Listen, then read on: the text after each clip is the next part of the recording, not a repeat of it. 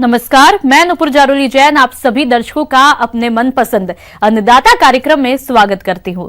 Mushroom की खेती लागत के मुकाबले बाजार में काफी अच्छी कीमत देती है। इससे लघु सीमांत कृषकों तथा भूमिहीन मजदूरों को वर्ष भर आय प्राप्त हो सकती है, क्योंकि इसमें कम लागत के साथ न केवल अच्छा उत्पादन लिया जा सकता है, बल्कि इससे खेती योग्य भूमि पर बढ़ रहे दबाव को भी कम किया जा सकता है। इसलिए किसान भाइयों, आप किस तरह से करें ढिंगरी मशरूम का उत्पादन, इस बारे में उचित सुझाव दे रहे हैं कृषि विज्ञान केंद्र गूता बानसूर अलवर के विषय विशेषज्ञ डॉक्टर सुनील कुमार। मैं आज आपको मशरूम की खेती के बारे में थोड़ा सा बताएंगे आपको कि ये जो मशरूम की खेती होती है एक व्यावसायिक के तौर पे कर सकते हैं। जो कोई भी बेरोजगार पढ़े लिखे इंसान या भूमिहीन किसान जिसके पास खेती नहीं है, बिना इसको मशरूम की खेती बिना खेत की खेती कर सकते हैं। तो उसके लिए होता है कि मशरूम दो तीन तरह के होते हैं, जिसमें एक ढिंगरी मशरूम होता है, बटन मशरूम होता है, सिकाटे मशरूम होता है, जो कि एक मेडिसिनल औषधि मशरूम है। तो आज हम आपको ढिंगरी मशरूम के बारे में बताते हैं कि ये ढिंगरी मशरूम जो है ये सभी मशरूमों में आसान मशरूम है, जो कि हम आसानी से इसकी खेती कर सकते हैं। तापमान इसके लिए जो होता है कम से कम आपको 30-35 तक तापमान में इसका ढिंगरी मशरूम की खेती हो जाती है। उससे ज़्यादा तापमान में थोड़ा सा दिक्कत होती है, लेकिन आप इसको 35-40 तक टेम्परेचर में हम ढिंगरी मशरूम की खेती कर सकते हैं। और इसका सिंपल विधि है कि आपको एक गेहूं का तूरा लाना है, जिसको हम स्ट्रॉ भूसा भी कहते हैं। उस भूसे को हम क्या करते हैं 12 घंटे। किसान भाइयों, ऑयस्टर मशरूम को उगाने के लिए एक खास वातावरण की आवश्यकता होती है, जिसके लिए हम कच्ची झोपड़ी, घास फूस का घर अथवा पक्के कमरों का भी इस्तेमाल कर सकते हैं। मशरूम को उगाने के लिए कुछ माध्यम और बीज की जरूरत होती है। इसके अलावा किसान भाइयों 100 किलोग्राम भूसे को एक टंकी पानी भरकर उसमें डाल दें और उसमें 750 मिलीलीटर फार्मेल्डिहाइड और कार्बेंडाजिम दवा को डालकर टंकी को अच्छी तरह से पॉलीथीन अथवा ढक्कन से बंद कर दें और लगभग 12 से 14 घंटों के बाद इस भूसे को निकालकर साफ फर्श या पॉलीथीन पर फैला दें। ड्रेन इस तरह से करते हैं कि ताकि उसमें नमी कम से कम 60% तक 60-62% तक नमी रहे होता है, तब हम उसमें स्पॉनिंग करते हैं, यानी उसमें बीज मिलाते हैं। बीज मिलाने की विधि होती है, एक तो होता है जितने तूड़ा आपने भिगोया है 100 किलो या 50 किलो जितना भिगोया है वो लगभग दुगुनी हो जाती है। यानी आप 20 किलो अगर आपने तूड़े को भिगोया है तो वो करीब 40-50 किलो हो जाएंगे। तो उसमें फिर आप 3% के हिसाब से हम उसमें बीज मिला देते हैं और मिला करके एक 24x18 यानी 3 से 5 किलो प्रति पॉलीथीन बैग में उसको जमा करके भर करके उसको रखते हैं। इस तरह से घर में झोपड़ी में रैक बना करके हम उस रैक पे रख देते हैं और उसके अंदर हम एक अंधेरा नुमा रहना चाहिए। झोपड़ी में क्या होता है, अंदर में अंधेरा रहना चाहिए और उसमें सफोकेशन टाइप का होना चाहिए, ताकि उसमें जो मशरूम है वो बरबार करता है। फिर बरबार करने के बाद उसमें 15 से 20 दिन में क्या होता है, वो मशरूम पूरे जो आपने तूड़े में लगाया है वो फैल जाता है। जब सफेद कवक जाल भूसे के चारों ओर फैलने लगता है तब पॉलीथीन को निकाल दें और इसके बाद मशरूम कक्ष में 22 से 30 डिग्री सेल्सियस तापक्रम को बनाए रखें। इसके लिए हल्की मात्रा में पानी का छिड़काव करें तथा नमी और आर्द्रता की कमी होने पर इस छिड़काव को दोहराते रहें। 35 दिन तक 30 से 35 दिन के बाद उससे मशरूम निकलता है। तो फिर हम उसको तोड़ लेते हैं, मचोर करके उसको या मरोड़ करके हम उसको तोड़ लेते हैं। तो इस तरह से आपको करीब 5 किलो थैली में आपको लगभग पहली बार कम से कम 1 किलो 1.5 किलो तक मशरूम निकलता है। तो इस तरह से हम एक थैली में से हम 3 बार मशरूम का करते हैं। तो व्यावसायिक रूप से जो फ़ायदेमंद है वो 3 तोड़ाई के लिए फ़ायदेमंद होता है। उसके बाद हम उसको निकाल करके बाहर फेंक देते हैं। तो इस तरह से हम ढिंगरी मशरूम को ज़्यादा से ज़्यादा कर सकते हैं, व्यवसाय के रूप में कर सकते हैं और अपना जो आमदनी है वो उसमें हम बर्बाद करके जो भारत सरकार का इच्छा है कि किसानों की आय दोगुनी 2022 तक करने का है, उसमें ये मशरूम उत्पादन आपको बहुत सहायता करेगा। धन्यवाद। राज्य में दीमक द्वारा फसलों को नष्ट कर दिया जाता है। दीमक एक ऐसा कीट है जिस वस्तु या किसी खेत में लग जाए उसे पूर्ण रूप से नष्ट कर देती है। तो इस नुकसान को देखते हुए जरूरी हो जाता है कि आप समय रहते इसका नियंत्रण करें। तो किस प्रकार से करें इस कीट का नियंत्रण, आइए जानते हैं सहायक कृषि अधिकारी मनोज सिंह देवल से। दीमक आने का कारण क्या है, सबसे पहले किसान भाइयों को समझना चाहिए। जब भी हम बुआई पूर्व जब भी ये करते हैं फसल, जैसे किसान भाई जुताई करते हैं, तो उसमें क्या होता है फसल के अवशेष बच जाते हैं। तो फसल के अवशेष पे क्या होता है, दीमक अपना घर बना लेती है और उसका सेलुलोज जो है उसको खाकर वो मल्टीप्लिकेशन करती रहती है। साथ में कच्चे गोबर में क्या हुआ है, वो जल्दी उसकी संख्या और तेजी से बढ़ती है। वह एक सोशल जो है सामाजिक प्राणी है। तो इसमें क्या होता है, दीमक कहीं भी अगर मिलेगी तो झुंड के रूप में मिलेगी और वो नुकसान भी एक साथ करती है। दीमक पॉलीफेगस कीट होता है। यह सभी फसलों को बर्बाद करता है। भारत में फसलों को तकरीबन 45% से ज्यादा नुकसान दीमक से होता है। दीमक भूमि के अंदर बीजों, अंकुरित पौधों को चट कर जाती है। कीट जमीन में सुरंग बनाकर पौधों की जड़ों को भी खाते हैं। प्रकोप अधिक होने पर ये तने को भी खाते हैं। जैसे किसान भाई को पता चलता है कि दीमक आ रही है, तो एक तो फसल के बीचों बीच में हल्का सा पीलापन होने लगेगा, देखेंगे वहाँ, और जहाँ पानी की कमी होगी वहाँ दीमक हमेशा पनपेगी। तो किसान भाइयों को हमेशा जैसे ही दीमक के रोकथाम के लिए जो पानी है निरंतर फसलों को देते रहे। अगर फसल खेत में नमी बनी रहेगी तो दीमक का प्रकोप भी कम होगा, जिससे कि किसान भाइयों को नुकसान नहीं होगा। साथ में क्या होता है, खरपतवार जो है, हमेशा आसपास में खेत में खरपतवार निकालते रहने चाहिए, क्योंकि वो भी उसका वो भोजन होता है। तो खरपतवार वगैरह है और भी जो है उसको निकाल के साफ करते रहना चाहिए। साथ में जहाँ सड़ी हुई गोबर की खाद अच्छी तरह सड़ा के फिर उसके बाद में डालना चाहिए। जैसे वर्मी कंपोस्ट हो गई, केंचुए वाली खाद हो गई किसान भाई, साथ में ये सिटी कंपोस्ट हो गई, जो दूसरी कंपोस्ट है वो काम में लेनी चाहिए, जिससे कि क्या दीमक का प्रकोप कम होगा। दीमक से बचाव के लिए गर्मियों में खेत की अच्छी गहरी जुताई करें। खेत को खरपतवारों से मुक्त रखें। खेत में कभी भी कच्ची गोबर नहीं डालनी चाहिए। कच्ची गोबर दीमक का प्रिय भोजन होता है। प्रति किलो बीजों को 4 मिलीलीटर क्लोरोपाइरिफास दवा से उपचारित करके बीजों को बुआई करें। एक तो जैसे ही ऐसे लगे, जैसे उनको किसान भाइयों को लगे कि भाई दीमक हो रही है या कुछ ऐसा है, तो उसके बचाव के लिए सबसे पहले एक बबेरिया बेशियाना करके एक मित्र फफूंदी आती है, जिसको कि सड़े हुए गोबर में मिलाकर किसान भाई और उसको छोड़ दें, ताकि वो मित्र फफूंदी मल्टीप्लाई वो बढ़ती रहे। फिर उसके बाद में जैसे उसका मल्टीप्लिकेशन हो जाता है तो उस गोबर की खाद को खेतों में छिड़क दे, ताकि उससे अपनी जो मित्र फफूंदी है ये दीमक का रोकथाम कर सके। अब साथ में किसान भाइयों को जैसे दूसरा है, एक रासायनिक जो है या कीटनाशक के रूप में अगर उपयोग में लेना है दीमक को, अगर तीव्र उपचार के लिए है या कुछ भी है, तो इसमें क्लोरोपाइरिफॉस 20 EC करके एक दवाई आती है, जिसको कि 4 लीटर प्रति हेक्टेयर के हिसाब से किसान भाइयों को छिड़काव करना चाहिए। अच्छा, छिड़काव में क्या है, किसान भाई किसी जैसे मान लो किसान भाइयों के पास एक तो खेत है, खेत के बीच में मटका है, मटके में छेद करके पानी देते हैं, तो उसके साथ में भी दे सकते हैं। बजरी में मिला के बुरकाव करके वैसे भी दे सकते हैं। तो किसान भाइयों को दीमक से इसमें बचाव मिलेगा। किसान भाइयों को अब मैंने जो उपचार बताए हैं उनको ध्यान रखते हुए, साथ में खुद के जो प्राकृतिक उपचार जो करते हैं उनको अपनाते हुए और फसल का दीमक से ज़्यादा से ज़्यादा बचाव करना चाहिए, क्योंकि दीमक अगर एक बार फसल में लग गई तो वो नुकसान काफ़ी करती है। तो उस नुकसान से किसान भाई सचेत होके, और अगर उनको ऐसा ज़्यादा लगे तो वो कहीं भी कृषि विभाग से भी संपर्क करके और उसका समाधान कर सकते हैं। अमरूद के फलों की अधिक मांग रहती है, इसलिए इसकी बागवानी से किसानों को अच्छा फायदा होता है। लेकिन अच्छा फायदा लेने के लिए ये जरूरी है कि बाग का हर एक पौधा स्वस्थ रहे।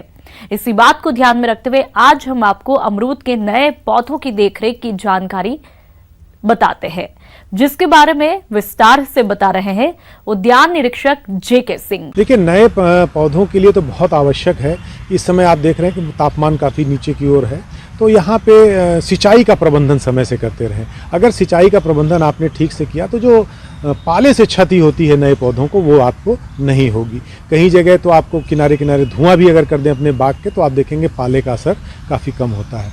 दूसरी चीज़ है कि नए पौधों में खाद और उर्वरक का भी प्रबंधन करने का समय आ जाएगा, तो उससे पहले आप अपनी तैयारी प्रारंभ कर दें कि हमें सड़ी गोबर की खाद इकट्ठी कर लेनी है, और उसके साथ ही साथ हमको अपनी रासायनिक खादों के भी प्रयोग के लिए तैयारी करनी है। बाग की साफ सफाई कर लें और इनका प्रयोग करें। इस वर्ष के रोपे गए पौधों में अभी गोबर की 5 से 7 किलोग्राम मात्रा का ही प्रयोग करें, लेकिन जो पौधे 1 वर्ष के हो गए हैं उनमें यूरिया की 170 किलोग्राम, सिंगल सुपर फास्फेट की 400 ग्राम, पोटास की 90 ग्राम और कंपोस्ट खाद की 10 किलोग्राम मात्रा का प्रयोग करें और दूसरे वर्ष से इसी मात्रा को बढ़ाते रहें। इनमें से यूरिया की आधी मात्रा बरसात में दें, यानी कि जून जुलाई में, और दूसरी मात्रा अक्टूबर में दें। अन्य उर्वरकों का प्रयोग इसी समय करें। किसान भाइयों, गोबर की खाद आप जब भी प्रयोग करें तो उसमें ट्राइकोडर्मा जरूर मिलाएं। ऐसा करने से पौधों में रोगों की समस्या नहीं आएगी। तो इस मात्रा में आप इसको प्रयोग कर देंगे एक पौधे के हिसाब से, तो आप देखेंगे कि आपकी जो है फलत आगे चल के बहुत अच्छा स्वस्थ पौधा पहले विकसित होगा और फलत में भी इसके अच्छे परिणाम आपको दिखाई देंगे। अगर आपके नए रोपित पौधों में पत्ती खाने वाले कीड़ों की समस्या है तो नीम तेल की 2 से 3 मिलीलीटर मात्रा प्रति लीटर पानी की दर से घोलकर छिड़काव करते रहें। ऐसा करने से कई तरह के कीटों का समाधान आसानी से हो जाएगा और पौधों का विकास उचित तरीके से होता रहेगा। दूसरी जो महत्वपूर्ण चीजें होती है कि अगर आपको अपनी बाग को एक अच्छा और पूर्ण रूप से विकसित बनाना है तो अभी से इनके कल्लों के प्रबंधन की भी तैयारी कर लें, क्योंकि ये मौसम जो आप देख रहे हैं ठंडी का मौसम है, इसमें रस संचरण भी कम होता है। तो आपके अगर पौधों में अच्छी बढ़वार हो गई और 1 मीटर या 1.25 मीटर के आसपास उसकी ऊंचाई आ गई है, तो आप ऊपर से उसको काट दें और काटने के बाद आप देखेंगे कि फरवरी के महीने में जब उसमें कल्ले निकलने लगेंगे तो 4 दिशाओं में चारों तरफ आप कल्ले को आप लेके चलें और इससे आपका एक ढांचा जो है बहुत अच्छा ढांचा विकसित होगा और उसमें आगे चल के आपको पैदावार भी बहुत अच्छी मिलेगी।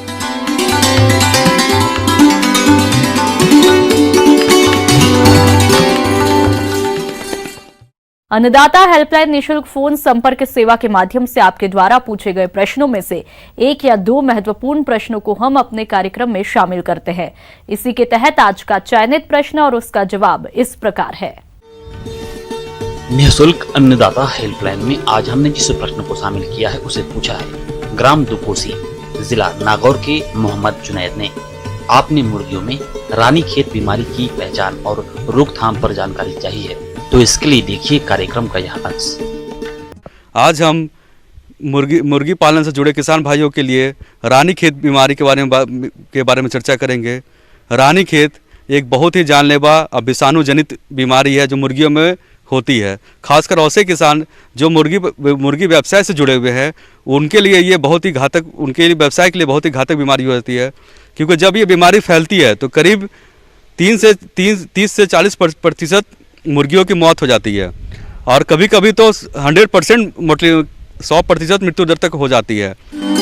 मुर्गी में रानीखेत रोग एक अत्यधिक घातक और एक संक्रामक रोग है। ये रोग मुर्गी पालन की सबसे गंभीर विषाणु बीमारियों में से एक है। इस रोग में श्वास नहीं ले पाने के कारण 100% मुर्गियों की मृत्यु हो जाती है और रानीखेत रोग बहुत से पक्षियों जैसे मुर्गी, टर्की, बतख, कोयल, तीतर, कबूतर, कौवे, गिनी आदि में देखने को मिलता है, लेकिन यह रोग मुर्गियों को प्रमुख रूप से प्रभावित करता है।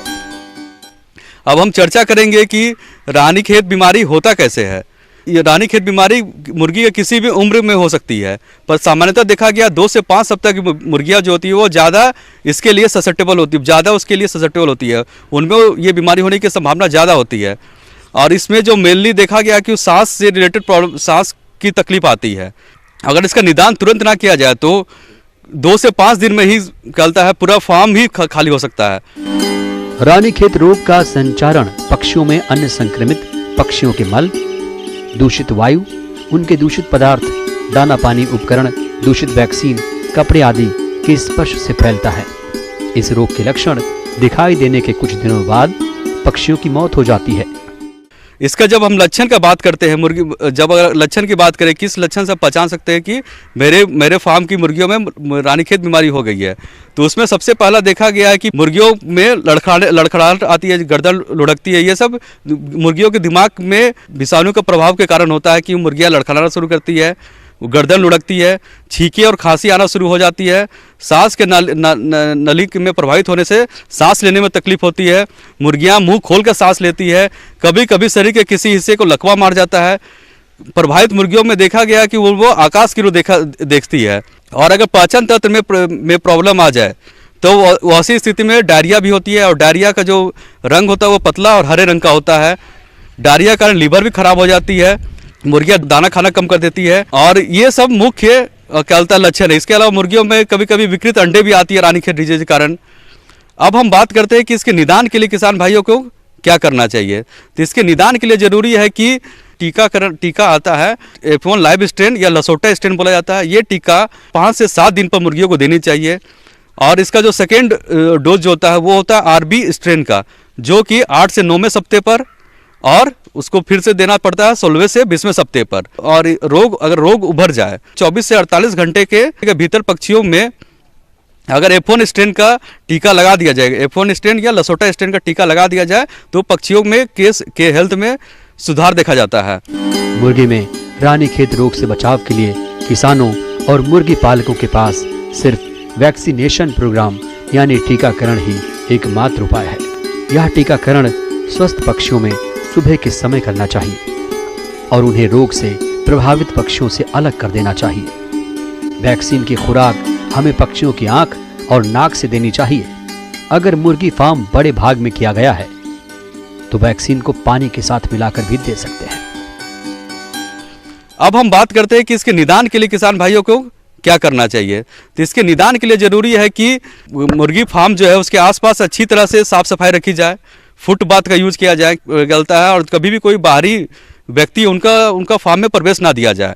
और है कि एक फार्म से लेकर दूसरे फार्म के बीच में 100 से 150 मीटर की दूरी रखनी चाहिए। ये सब मुख्य उपाय है जिसके थ्रू हम कहता है रानीखेत बीमारी को अपने फार्म में आने से रोक सकते हैं।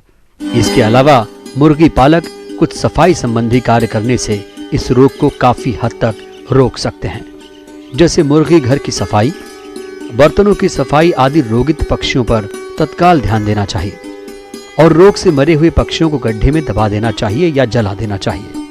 और क्या बोलता है फ्लोर की भी सफाई होना चाहिए। जो कुन्नी है, कुन्नी को हमेशा बदलते रहना चाहिए और सूखी रहनी चाहिए, जिससे कि बीमारी ज़्यादा ना फैले फार्म के अंदर।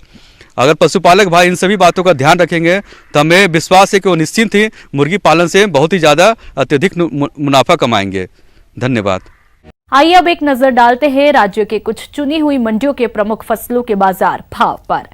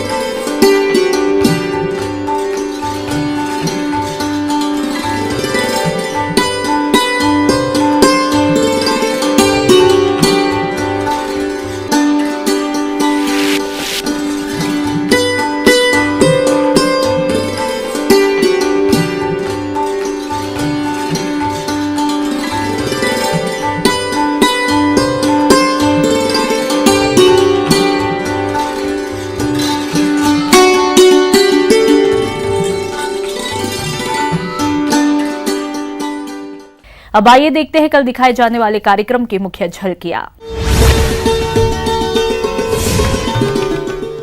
दाना उत्पादन के लिए लगाई गई मेथी की फसल में जरूरी कार्य। नेपियर घास को एक बार लगाए, 5 साल तक हरा चारा पाए। किसान भाइयों, अन्नदाता आपकी सेवा के लिए संकल्परत है। कृषि संबंधित समस्या और सुझावों के लिए आप हमें इस पते पर भी संपर्क कर सकते हैं। प्रोड्यूसर अन्नदाता, news 18 Rajasthan, Ramoji film city, Hyderabad 501512। साथ ही आप हमें ईमेल भी कर सकते हैं।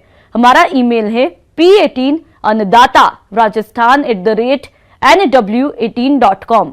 इसके अतिरिक्त आप हमें निःशुल्क हेल्पलाइन नंबर 18004192 पर सोमवार से शनिवार सुबह 10 से शाम 4 बजे के बीच संपर्क कर सकते हैं।